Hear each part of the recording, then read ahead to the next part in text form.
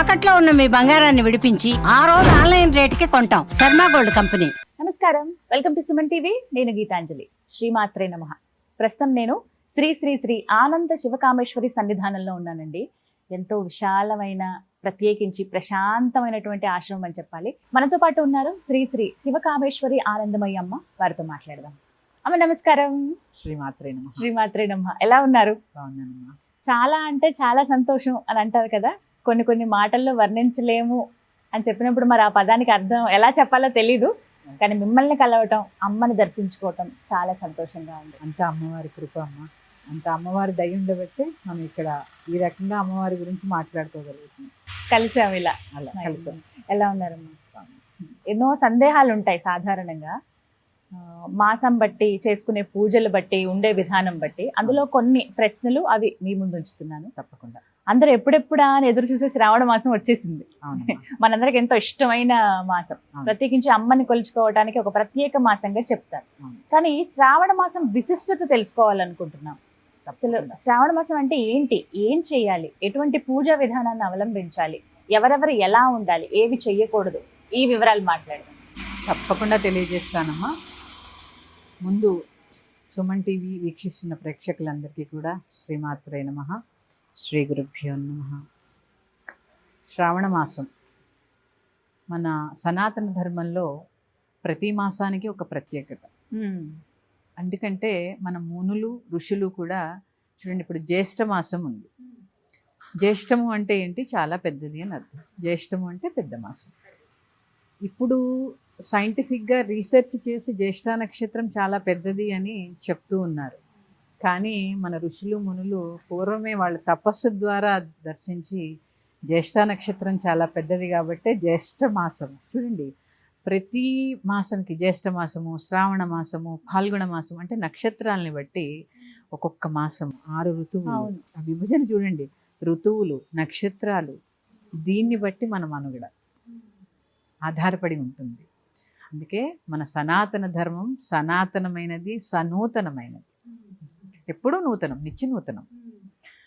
ఇక శ్రవణ నక్షత్రము, దాని పేరే శ్రవణం. పూర్ణిమ నక్షత్రం, చంద్రుడికి దగ్గరగా పౌర్ణమి నాడు ఏ నక్షత్రం ఉంటే ఆ మాసం కింద పరిగణించబడుతుంది. పౌర్ణమి ఈ శ్రావణ మాసంలో శ్రవణ నక్షత్రం ఉంటుంది. దాని పేరే ఏంటి? చాలా జాగ్రత్తగా వినండి. శ్రవణము. శ్రవణము అంటే ఎక్కువ వినడము. కరెక్ట్. చాలా మంది పూజలు అనుకుంటారు, పూజలు కూడా, కానీ శ్రవణము ఎక్కువ వినాలి. ఎందుకు వినాలి? అందుకే చాతుర్మాస దీక్షలు కూడా ఆషాఢ మాసం నుంచి, ఆషాఢ పౌర్ణమి నుంచి మొదలవుతూ ఉంటాయి. ఎందుకు అంటే వర్షాకాలం, వర్ష ఋతువు ఆరంభమైన కాలం. ఈ 4 మాసాలు కూడా సన్యాసాశ్రమ దీక్షలో ఉన్నవాళ్ళు మామూలుగా వాళ్ళు పర్యటన చేస్తూ ఉండాలి వాళ్ళ నియమం ప్రకారం. కానీ ఈ 4 మాసాలు ఒక చోట ఆగిపోతారు, వర్షాకాలం కాబట్టి. ఎక్కువ వింటూ ఉంటారు, వారు చెప్పే మంచి విషయాలు ప్రజలు ఎక్కువ వింటూ ఉండాలి. అందుకే ఈ మాసానికి ఇంత ప్రత్యేకత. అందుకే శ్రవణం అంటే ఎక్కువ శ్రవణం చేస్తూ ఉండాలి. గురువుల యొక్క మాటలు ఎక్కువ వింటూ ఉండాలి.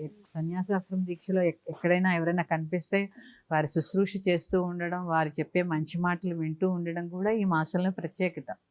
అందుకే ఈ మాసానికి శ్రవణం అని పేరు. ఎక్కువ వింటూ ఉండాలి. అందుకే పారాయణలు ఎక్కువ జరుగుతూ ఉంటాయి, పూజలు ఎక్కువ జరుగుతూ ఉంటాయి. ఒక రకంగా ప్రారంభం అయినట్లే అన్ని పండగలు అన్ని కూడా. దక్షిణాయన వస్తూనే పండగలను తీసుకొస్తూ ఉంటాయి. అందుకని ఈ శ్రవణ నక్షత్రంతో కూడినటువంటి మాసము చాలా ప్రత్యేకమైన మాసము. అలాగే శ్రవణ నక్షత్రం వెంకటేశ్వర స్వామిది కూడా. కొలిచే దేవత కూడా ఎవరు అంటే అమ్మవారు. ఆవిడకి లక్ష్మీదేవి. ఎందుకంటే పతిని ఎంత ఎక్కువ పూజిస్తే ఆవిడకి అంత ఇష్టం. లక్ష్మీదేవి ఎక్కడ కొలువై ఉంటుంది అంటే, ఏ ఇంట తన భర్తను ఎక్కువ కొలుస్తారో ఆ ఇంట కొలువై ఉంటుందట. అందుకే ఈ మాసం అంతా కూడా ఆవిడకి పూజలు ఎక్కువ జరుగుతూ ఉంటాయి. ఇక శ్రావణ మాసంలో సర్వదేవత ఆరాధన చాలా విశిష్టం. ఈ ఒక్క దేవతే కాదు, కార్తీక్ సర్వదేవత ఆరాధన. సాధారణంగా అమ్మ శ్రావణ మాసం అనగానే వరలక్ష్మి వ్రతం చేస్తారు కాబట్టి లక్ష్మీ అమ్మవారి పూజ అనుకుంటారు. మంగళగౌరి వ్రతాలు ఉంటాయి కాబట్టి అవి కూడా అనుకుంటారు. పార్వతీదేవి, ఇవి చాలా మంది ఇక్కడితో అనుకుంటారు. కానీ శ్రావణ సోమవారాలు విశిష్టము, శ్రావణ బుధవారాలు విశిష్టము, శ్రావణ శనివారాలు విశిష్టము, శ్రావణ గురువారం కూడా చాలా విశిష్టం. ఇంకా అన్ని రోజులు విశిష్టమైనవి. ఎందుకో నేను తెలియజేస్తాను. క్షీరసాగర మథనం శ్రావణ మాసంలో జరిగింది అని చెప్పి అంటూ ఉంటారు. ఈ క్షీరసాగర మథనం జరిగినప్పుడు ముందు ఉద్భవించినది హాలాహలం. అమ్మవారి యొక్క మాంగళ్యాలు చాలా గట్టివి కాబట్టి శివుడు హాలాహలాన్ని మింగాడు కాబట్టి శ్రావణ మంగళగౌరీదేవి యొక్క వ్రతాన్ని ఆచరించి ఏ స్త్రీమూర్తులైనా వారి యొక్క భర్తల యొక్క ఆయుర్దాయం పెరగడానికి, సౌభాగ్యం పెరగడానికి మంగళగౌరీదేవి వ్రతాన్ని ఆచరిస్తూ ఉంటారు. అలాగే లక్ష్మీదేవి పూజ శ్రావణ శుక్రవారం, ఇలా చెప్పుకుంటూ వెళ్తే ప్రతిదీ చాలా విశేషం. శివరాత్రి కంటే కూడా చాలా విశేషమైనది, శివరాత్రి పూజ కంటే కూడా విశేషమైనది శ్రావణ సోమవారంలో స్వామి యొక్క అభిషేకము అర్చన. శ్రావణ మాసం అందుకే మనం ఉత్తర భారతదేశంలో ఎక్కువగా ఎక్కువ చేస్తారు. అవును, చాలా ఎక్కువ జరుగుతుంది. ఎందుకు అంటే చూడండి, బిల్వం ఉంది, బిల్వం మారేడు దళం, ఇటు శివుడికి ఇష్టము, అటు లక్ష్మీ అమ్మవారు నివసించేటటువంటి స్థలం.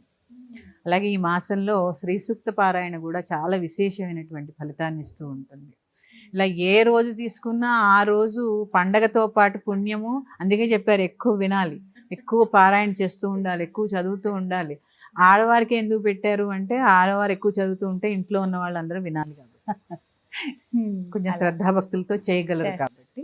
ఇలా ఒక్కొక్క రోజు ఒక్కొక్క విశేషాంశాన్ని మనం తెలుసుకునే ప్రయత్నం చేద్దాము. ముందుగా శ్రావణ సోమవారంతో మొదలు పెడదాం. తప్పకుండా. సోమవారం సోముడికి ఇష్టమైన వారం. సోముడు అంటే చంద్రుడు అనుకోండి, శివుడు అనుకోండి. అలాగే చంద్రుడి యొక్క వాళ్ళిద్దరూ అన్నా చెల్లెళ్ళు కదా. చంద్రుడికి అక్క లక్ష్మీదేవి. క్షీరసాగర మథనంలో ముందు గరళం తర్వాత ఉద్భవించింది వారే కదా. అమ్మవారు వచ్చిన తర్వాతే అమృతం వచ్చింది. అంటే అప్పటి వరకు అమ్మవారు లేరా? కాదు. ఏదైనా కానీ మధించినప్పుడే దొరుకుతుంది అనే దానికి ఉదాహరణ. అర్థం అది. గరళమైనా మధిస్తేనే వస్తుంది, అమృతమైనా మధించినప్పుడే వస్తుంది. ముందు మధించినప్పుడు గరళమే వస్తుంది. చూడండి, వెన్న చిలికేటప్పుడు ఎంత ఓపికగా చిలికితే వెన్న వస్తుంది. పెరుగు చిలకాలి కదా, ముందు చిలికి చిలికి చిలికి వచ్చినప్పుడే కదా. ముందు గరళం వచ్చింది, తర్వాత చంద్రుడు వచ్చాడు, తర్వాత లక్ష్మీదేవి ఉద్భవించింది, తర్వాత అమృతం. అమ్మవారితో పాటు ఏం తీసుకొచ్చింది? అమృతం తీసుకొచ్చింది.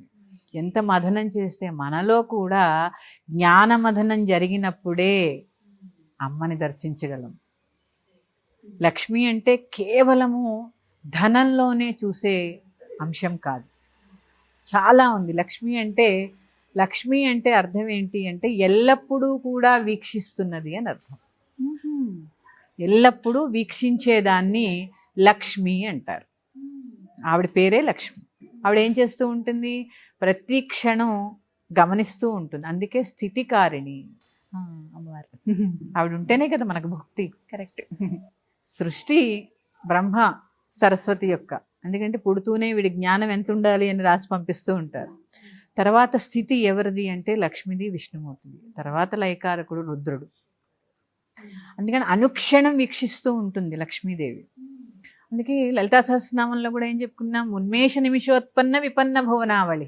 ప్రతి క్షణం వీక్షిస్తూ ఉండాలి స్థితికారిణి. ఎందుకంటే ఆవిడ తెరిస్తేనే ఉంటాం, లేకపోతే ప్రళయం. రెప్ప వేశారు అంటే ప్రళయం. ఆ ప్రళయంలో బ్రహ్మ విష్ణు రుద్రులు కూడా లయమైపోతూ ఉంటాడు.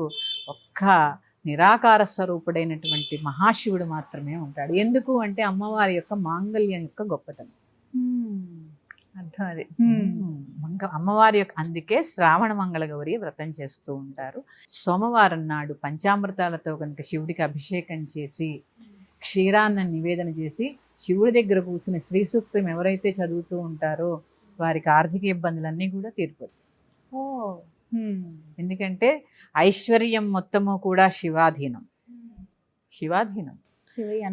శివయ్య అనుగ్రహిస్తేనే. ఎందుకంటే మన యొక్క కర్మని బట్టి మనకి ధనం ఎంత రావాలి, మన దగ్గర ఎంత ఉండాలి. ఎందుకంటే పుణ్యఫలం వల్ల ఎంతో కొంత అదృష్ట ధనం అనేది ఈ రోజుల్లో చాలా అవసరం అమ్మా. ఇప్పుడు నాకు డబ్బు అవసరం లేదు అని చెప్పడానికి లేదు కదా. భుక్తి కావాలి, ఉండడానికి ఇల్లు కావాలి, ఒక గృహస్థుగా ఇవన్నీ మనకి కావాల్సినప్పుడు లక్ష్మీ అనుగ్రహం చాలా అవసరం. లక్ష్మీదేవి నుంచి మనకి ధనం రావాలి అంటే ముందు శివయ్య అనుగ్రహం కావాలి. అందుకని శ్రావణ సోమవారం నాడు పంచామృతాలతోటి శివుడికి అభిషేకం చేసి ప్రదోష కాలంలో సాయంత్రం ఇంకా విశేషం. ఆయన నర్తించేటటువంటి సమయం, ప్రమదగణాలతోటి నర్తించేటటువంటి సమయంలో అభిషేకం చేసి చక్కగా క్షీరాన్ని నివేదన చేసి శ్రీ సూక్త పారాయణ చేయగలిగితే అన్ని ఆర్థిక ఇబ్బందుల నుంచి విముక్తి జరుగుతుంది. 4 వారాల పాటు ఇదే విధంగా చేసుకోవచ్చమ్మా. కుదిరితే ఇంకా ముందు తెల్లవారుజామున ఖచ్చితంగా 5 లోపలే జరగాలి అభిషేకం, లేదా ప్రదోషకాలు అందరికీ అనువైన సమయం. ఇప్పుడు వారు చేసే ఉద్యోగ పరిస్థితుల్లో కొంచెం మధ్యాహ్నం త్వరగా వచ్చిన 6 గంటల అమ్మ 5:15 నుంచి 7 గంటల వరకు ఎప్పుడైనా మొదలు పెట్టుకోవచ్చమ్మా. 5:15 నుంచి 7 గంటల వరకు ఎప్పుడైనా మొదలు. ఇళ్లలో చాలా మందికి చిన్న చిన్న శివలింగాలు అవి ఏర్పాటు చేసుకుంటారు, అక్కడే అభిషేకం. ఇంట్లో శివుడిని ఇంత పెట్టుకున్నా కాస్త నీళ్లు పోయాల్సిందే, అంతే కదా రోజు. అసలు నీళ్ళు ఎందుకు పోస్తున్నాం? చిన్న విషయం. ఆయన మీద నీళ్లు పోసాం, ఆగుతాయా? ఇది మనకు అలవాటు అవ్వాలనే నీళ్లు పోయమంట. ఏది శాశ్వతం కాదు, మన దగ్గరకు వచ్చేవి శాశ్వతం కాదు, ఆయన మీద పడ్డేవి పంచామృతాలు కాదు, నీళ్లు కాదు, నువ్వు ఏం పోసినా నిలబడవు. ఇదేరా జీవితం అని చెప్పడమే శివార్చనలోని భాగం. అందుకే శివుడు పరమశివుడు అయ్యాడు. అందుకే నిర్గుణాకారుడు, నిరాకారుడు జ్యోతి స్వరూపుడుగా ఉంటాడు, చైతన్య స్వరూపిణిగా అమ్మ ఉంటుంది. వాళ్ళిద్దరికీ భేదం లేదు, అందుకే ఇద్దరు ఒకచోటే ఉంటారు. జ్యోతి లేనిదే కాంతి లేదు, కాంతి లేకపోతే జ్యోతి లేదు. ఇప్పుడు ఈ లైట్ ఉంది, ఎంత కాంతి ఇస్తుంది, లైట్ ఒక్కచోటే ఉంది, కానీ ఇదంతా వెలుగు వచ్చింది. ఈ చైతన్య శక్తి అంతా అమ్మవారు. ఎక్కడుంది? నీలో ఉంది, నాలో ఉంది, సృష్టి మొత్తంలో ఉంది, గాలిలో ఉంది. ఈ పంచభూతాత్మకమైన ఈ ప్రకృతి అంతా కూడా నిండిపోయి ఉంది. ఇట్లా ఎందుకంటే ఒక్కొక్క ఆరాధనలో ఒక్కొక్కటి తెలుసుకోవాలమ్మా. శ్రావణ మాసము అంటే లక్ష్మీదేవిని ఒక్కరిని ఆరాధించడము అదొక అంశం. ఎందుకంటే మన ధర్మాన్ని మనం గౌరవించాలి. ఎందుకు గౌరవించాలి? నిరాకార స్వరూపుడని ఎలా తెలియజేస్తుంది? ప్రతి పూజకి ఏం చేస్తాం మనం? కలశారాధన చేస్తూ ఉంటాం. మరి అక్కడ విగ్రహం ఏది? కలిసిమే ఇంకా కదా. అవును, అక్కడ అర్థమైపోయింది కదా విగ్రహారాధనే ఆధ్యాత్మికత కాదని. మరి గణపతిని ఏమనుకుంటాం? తొండ ఉంది, 4 చేతులు ఉన్నాయి, పాశాంకుశాలు ధరించాడు, మూషిక ఉంది. మరి పసుపు ముద్ద చేసి పెట్టి ఆయన గణపతి అంటూ ఉంటాం. గౌరిని పసుపు ముద్ద చేస్తాం, లేదా రాతిలో పూజిస్తూ ఉంటాం. మరి ఇక్కడ ఆకారాలు ఏవి అంటే ఇవన్నీ కూడా మన కోసం వచ్చినవే. ఇక్కడ లేనిది అక్కడ లేదు, అక్కడ లేనిది ఇక్కడ లేదు. భగవంతుడు నిరాకార స్వరూపుడు అని తెలియజేసేదే అభిషేకం. ఏది శాశ్వతం కావు కావు కావు. మరి చాలా మంది ఏంటంటే మాకు ఏ మంత్రాలు రావు, మేము శ్రీ సూక్తం చదువుకోలేము, సోమవారం రోజు ఇంకా ఏదైనా చిన్న పరిహారము లేకపోతే ఆ రోజు చేయవలసిన పను ఏదైనా ఒక్క మంత్రం అయినా చెప్పండి, అదైతే మేము ఎప్పుడు స్మరించుకుంటాం అని అడుగుతారు చాలా మంది. అంటే అంత సమయం మాకు లేదు, అలా మేము కూర్చుని చేయలేం, మేము చదువుకోలేదు అనే వాళ్ళు ఇలా రకరకాలుగా ఉంటారు. ఆరోగ్య స్థితి రీత్యా మేము అలా ఎక్కువసేపు వెచ్చించలేమండి అన్నవాళ్ళు కూడా స్మరించుకునేలాగా ఏదైనా మంత్రం కానీ. సోమవారం అన్నిటికీ చాలా సులువుగా ఉండేదే గాయత్రి మంత్రాలు. లక్ష్మీ గాయత్రి మంత్రం. మహాలక్ష్మీ చ విద్మహే విష్ణుపత్ని చ ధీమహి తన్నో లక్ష్మీ ప్రచోదయాత్. ఈ మంత్రాన్ని చక్కగా ఒక 108 సార్లు జపించుకొని శివుడికి అభిషేకం చేసుకున్నాక ఏమీ రావు శివాభిషేకం చేయడానికి కూడా మంత్రాలు. ఓం నమః శివాయ. అంతే. ఓం నమః శివాయ చెప్పచ్చమ్మా? పంచాక్షరి. ప్రకృతి అంతా ఆయనే అమ్మా, ప్రకృతే శివుడు. ఆయన వద్దు అనడానికి మనం ఎవరు? ఎందుకంటే ఇది ఒక సందేహం అయిపోయింది. పంచాక్షరి దీక్ష తీసుకోవాలి, గురుముఖంగా నేర్చుకుంటే మాత్రమే చేయాల్సి ఉంటుందని కొన్ని వీటికి చెప్తున్నారు కదా, అలా చేసుకోవాలి. అందుకే ఏది మొదలు పెట్టినా ముందు శివాయ గురవే నమః ఈ ఒక్కసారి 3 సార్లు ఉచ్చరించి శివాయ గురవే నమః, శివాయ గురవే నమః, శివాయ గురవే నమః. అందుకే ఏం చెప్పారు? సదాశివ సమారంభాం శంకరాచార్య మధ్యమాం అస్మదాచార్య పర్యంతాం వందే గురు పరంపరాం. శివాయ గురవే నమః, శివాయ గురవే నమః, శివాయ గురవే నమః, శ్రీమాత్రే నమః, శ్రీమాత్రే నమః, శ్రీమాత్రే. అయిపోయింది. మొత్తం విశ్వం అంతటికీ కూడా గురువు కదా దక్షిణామూర్తి. ఇంకా ఆయన తెలుసుకుంటే చాలు చేసి పంచాక్షరి మంత్రాన్ని ఉచ్చరిస్తూ చక్కగా అభిషేకం చేసుకుని మహాలక్ష్మీ చ విద్మహే విష్ణుపత్ని చ ధీమహి తన్నో లక్ష్మీ ప్రచోదయాత్. చాలా సులువైన మంత్రం, అందరికీ వచ్చి ఉంటుంది కూడా. వచ్చి ఉంటుంది, చాలా సులువు కాబట్టి వాళ్ళు పని చేసుకుంటున్నా కూడా తలుచుకోవచ్చు అమ్మ ఏ పనిలో ఉన్నాలా. మీరు చాలా మంచి ప్రశ్న అడిగారు తెలుసా. దీని సమాధానం ప్రతి ఇంట్లో స్త్రీమూర్తి చక్కగా ఏదో ఒక నామం చేస్తూ కనుక అన్నం వండితే ప్రసాదం అయిపోతుంది. నిజమమ్మా. అంతే కదమ్మా. ఇప్పుడు మనకి 3 గుణములు, సత్వ రజస్తమో గుణములు. ఒక్కొక్కసారి చూడండి, మనం ఆ డైనింగ్ టేబుల్ దగ్గర కూర్చుని భోజనం చేస్తున్నప్పుడు మధ్యలో పెద్దగా గొడవైపోతూ ఉంటుంది. ఒక్కో రోజు చాలా ఆహ్లాదంగా భోజనం చేస్తూ ఉంటాం, ఒక్కో రోజు ఏమీ లేదు చాలా కామ్గా ఉంటాం. ఎందుకు అంటే మనకున్నవి 3 గుణములు. ఈ 3 గుణములు కూడా రజోగుణంతో వంట చేశారనుకోండి, టేబుల్ దగ్గరికి వచ్చి కొట్టుకుంటారు. అవి అక్కడ ఎఫెక్ట్ చూపిస్తాయి అన్నమాట. ఎందుకంటే మన భోజనమే మన శరీరము, మన ఆహారమే మన మనస్సు. ఎందుకంటే తిని జీర్ణమై ఒంటికి పట్టేది ఏంటి? అవే గుణాలు. కొత్త కొత్త కొత్త కొత్త ఉడుకుతుంది అన్నం, శబ్దం చూడండి, అగ్ని వెలిగించినప్పుడు జ్వాల శబ్దం, ఇవన్నీ కూడా శబ్ద తరంగాల ద్వారా ఆహారంలోకి వెళతాయి కదా. నువ్వు ఏ మనస్సుతో వండితే అదే నీ శరీరం. అందుకే ఎప్పుడైనా ఒక భగవన్నామం చేస్తూ ఆహారాన్ని కనుక వండితే ప్రసాదం అవుతుంది. ఒకటి అలవాటు చేసుకోవాలమ్మా. ఏదన్నా వండింది కూడా భగవంతుడికి సమర్పించి తినడం. పశువులు ఉన్నాయి, ఏం చేస్తాయి? గడ్డి వేయగానే తినేస్తాయి. మనిషికి మరి తినేస్తే ఎట్లా? పశు ప్రవృత్తులు తగ్గించుకోవడానికే కదా ఆధ్యాత్మికత. ఇవే పూజలమ్మా. ముందు అలవాటు చేసుకోవాలి. పెద్దగా హోమాలు యాగాలు చేసేయాల్సిన అవసరం లేదు, పాటించవలసిన చిన్న చిన్నవి పాటిస్తాయి. ఇవి చాలా మార్పు తీసుకొస్తాయమ్మా. ఒక స్త్రీమూర్తి అన్నాన్ని గనక ప్రసాదంలా ఉండగలిగితే ఇంట్లో తినే పిల్లలు, భర్త ఆయురారోగ్య ఐశ్వర్యాలతో ముందు శాంతిగా ఉంటారు.